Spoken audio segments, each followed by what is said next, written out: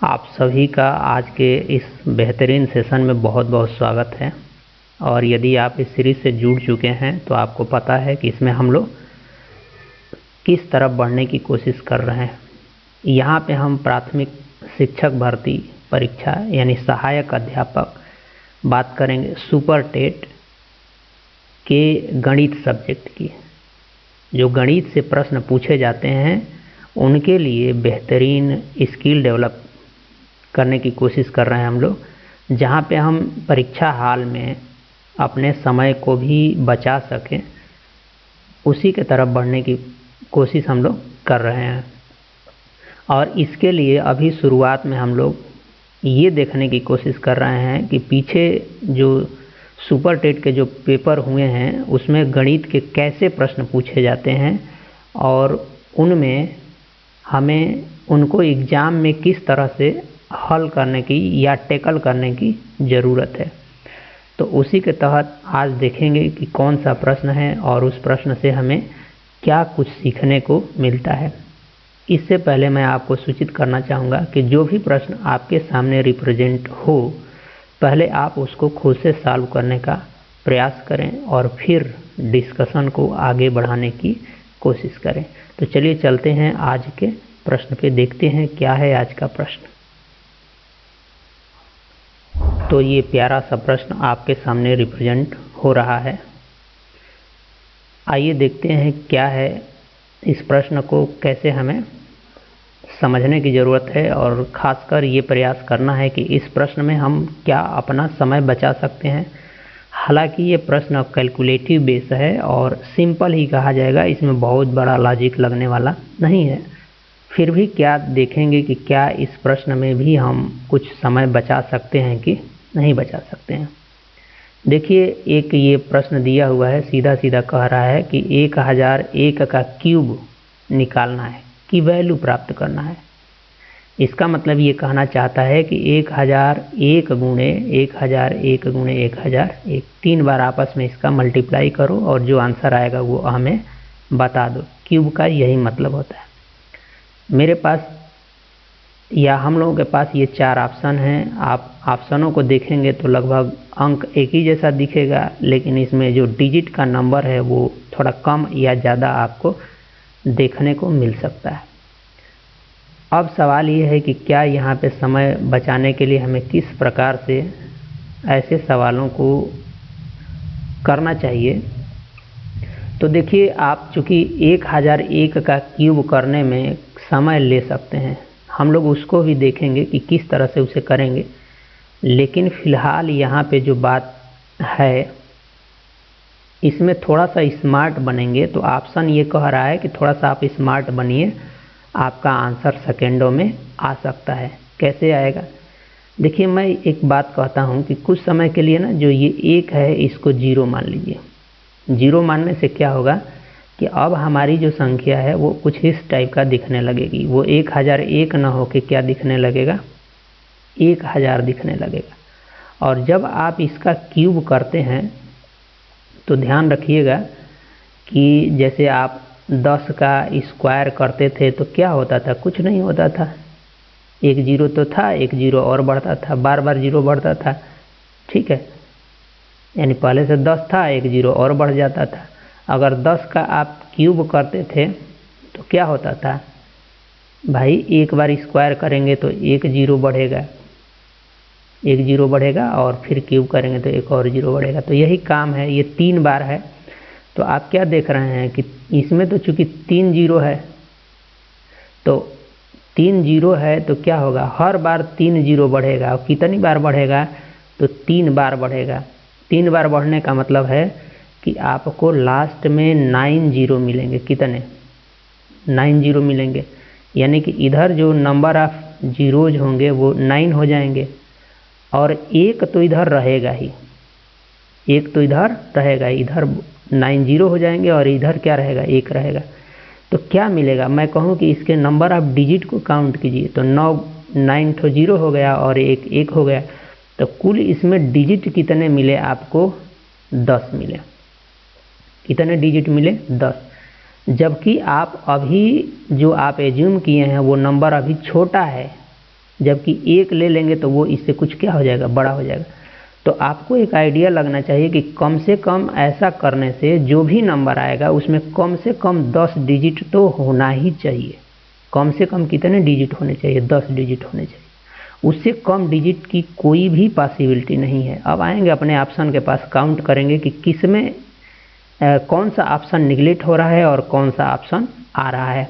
तो देखिए यहाँ जब आप काउंट करेंगे तो 3 3 और 3, यानी कि यहाँ तो 9 हो गया। तो हमको कम से कम 10 डिजिट चाहिए, तो ये वाला ऑप्शन तो नहीं होगा। यहाँ आ जाइए, 3 3 3, यह भी कितना हो गया, 9 हो गया। तो कम से कम 10 डिजिट चाहिए, ये भी ख़त्म है। यहाँ आइए 3 3 और 3, या मैं डिजिट काउंट कर रहा हूँ तो यहाँ भी 9 डिजिट हैं, तो यह भी नहीं है। तो जब आपने 3 को गलत किया तो चौथे को चेक करने की भी ज़रूरत नहीं है। इसका सही होना इसकी क्या है, मजबूरी है। इसका सही होना इसकी मजबूरी है। ठीक, तो थोड़ा सा आप स्मार्ट बनेंगे तो इस तरह के प्रश्न, जो कि बिल्कुल ही कैलकुलेटिव छोटा सा ही प्रश्न है, फिर भी आप इसमें अपने 10-15 सेकंड बचा सकते हैं।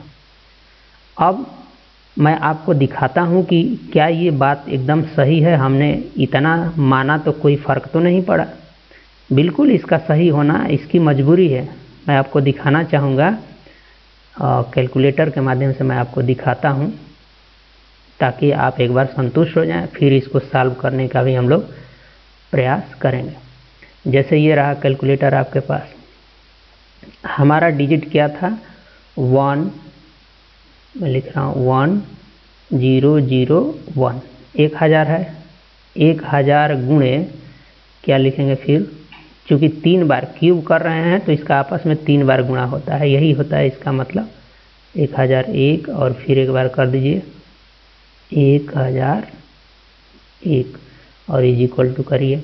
देखिए मान कितना आ रहा है, इतना आ रहा है। और देखिए कि जो आपने आंसर सेलेक्ट किया है क्या वो यही है कि नहीं है, क्या वो यही है कि नहीं है। आप मैच करा सकते हैं तो आपको आइडिया लगेगा कि बिल्कुल देखिए इसमें भी ये 100 है, 300 है, 301 है, बिल्कुल सही है।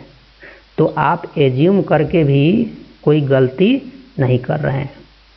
ठीक है, तो एक तो ये बात हो गई। अब आपके सामने समस्या ये है कि अगर ठीक है हमको अगर ये टेक्निक नहीं पता है, लेकिन अगर आप इस सीरीज से जुड़ गए हैं तो चिंता मत कीजिए, आपकी टेक्निक में मैं काफ़ी ज़्यादा इम्प्रूव करके ही छोड़ूंगा। ठीक है, हालांकि अगर ऐसा नहीं है तो आप इसको और कैसे करते। तो एक तो तरीका है कि धीरे धीरे ही सही, समय लगेगा। आप क्या करते, पहले 1001 में 1001 से एक बार गुणा करते, फिर आपका यहाँ पे कुछ रिजल्ट आता। क्या रिजल्ट आता आप करके, इसमें गुणा करने में भी कोई बहुत वो नहीं, 1 से मल्टीप्लाई करेंगे तो आपको यहाँ पे मिल जाएगा 1001। और अब 100 से मल्टीप्लाई कर देंगे तो 100 से मल्टीप्लाई कर दीजिए डायरेक्ट। आप डायरेक्ट भी कर सकते हैं, लेकिन आपने तो सीखा है कि चलिए यहाँ 0 यहाँ 0 रखते हैं और फिर ऐसे बढ़ के जाते हैं, ये 0 0 हो जाता है। फिर एक बार ये करते हैं, ये करते हैं, फिर ऐसे करके करते हैं। ठीक, तो मैं यहाँ पे सॉल्व करने नहीं जाऊँगा, इसके लिए आपको छोड़ूंगा। तो देखिए यहाँ पे क्या होगा कि एक बार 1001 में मल्टीप्लाई करेंगे तो यहाँ पे आपको एक रिजल्ट मिलेगा। फिर आप उसमें क्या कर लेंगे, 1001 से फिर मल्टीप्लाई कर लेंगे। थोड़ा समय लगेगा लेकिन आंसर आ जाएगा। ठीक है, एक तो आपको ये व्यवस्था आसानी से आप इसके माध्यम से कर सकते हैं। दूसरी बात मैं आपको यदि समझाऊं कि दूसरा क्या तरीका हो सकता है कि आप उस तरह से भी बढ़ सकते हैं। और इसके लिए ज़रूरी है कि आपको अगर ये चीज़ पता है कि a प्लस बी का होल क्यूब क्या होता है। ठीक, अगर ये फार्मूला पता है तो आप इससे भी बढ़ सकते हैं। क्या होता है formula, a cube plus B cube plus ये हो जाता है 3ab ब्रैकेट में a प्लस बी। इसके माध्यम से भी बढ़ सकते हैं। कैसे बढ़ेंगे, देखिए आपके पास दिया हुआ है 1001 1001 का आपको क्या पूछा है, क्यूब पूछा है, इसी टाइप का आप बनाने की कोशिश करिए। तो इसको आप लिख सकते हैं 1000 प्लस 1, ठीक है, का क्यूब कर दीजिए। देखिए इसी टाइप का बन गया, ये ए हो गया और ये क्या हो गया, बी हो गया। आप यहाँ रख दीजिए। जब आप यहाँ रखेंगे तो यहाँ से आपको मिलेगा 1000 का क्यूब और बी का क्यूब करेंगे 1 का क्यूब और प्लस यहाँ पे तो 3 है ये है और ए के जगह पे आपका 1000 है और बी का मान क्या है 1 है और इनका जो जोड़े हैं वो तो आपका कितना है भाई 1001 है, ऐसा मिलेगा। और जब आप इसको सॉल्व करेंगे, ठीक है, तो यही बात मैं आपको वहाँ पे कह रहा था कि जब 1000 इसको ले लिए हैं तो इसके आगे 9 जीरो लगाना पड़ेगा। एक लिख करके कितने जीरो, यहाँ पे आपको 3 4 5 6 7 8 9, यहाँ से ये मिल जाएगा, ठीक। और इसका वैल्यू क्या है 1 है। यहाँ पे जब आएंगे तो देखिए ये इसका मल्टीप्लाई कर देंगे तो 3000 हो जाएगा। तो आप 3 से इसमें पहले तो 3 से इसमें मल्टीप्लाई कर दीजिए और उसके आगे उतना जीरो लगा दीजिए। तो यहाँ पे डायरेक्ट मैं करके बताता हूँ, या तो ये तो 1 हो गया, यहाँ प्लस कर लेंगे, 3 से मल्टीप्लाई करेंगे तो ये 3003 और इसके आगे 1000 से जब मल्टीप्लाई करेंगे तो और 3 ठो जीरो लगा लेंगे, ठीक। अब जब आप इसको जोड़ने जाएंगे तो देखिए इकाई के स्थान पे ये 1 है और यहाँ पे 0 है तो आपका 1 आ जाएगा। ये दहाई वाले पे आएंगे तो देखिए यहाँ से 0 मिल रहा है।